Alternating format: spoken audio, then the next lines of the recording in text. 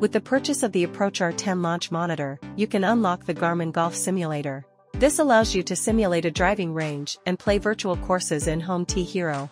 To mirror the Garmin Golf app from your mobile device to a smart TV or projector screen, the simplest method is to use an HDMI cable to connect your phone or iPad directly. If you prefer wireless projection, you'll need an Apple TV or Chromecast device for setup.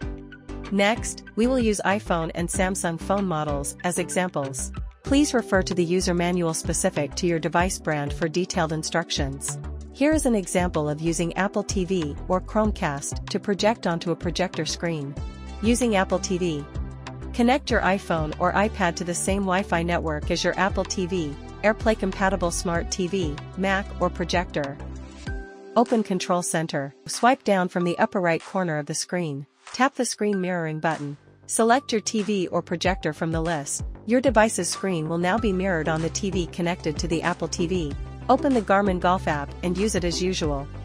Using Chromecast. Connect your Chromecast device to the HDMI port of the projector screen and power it on. Make sure your mobile device is connected to the same Wi-Fi network as the Chromecast.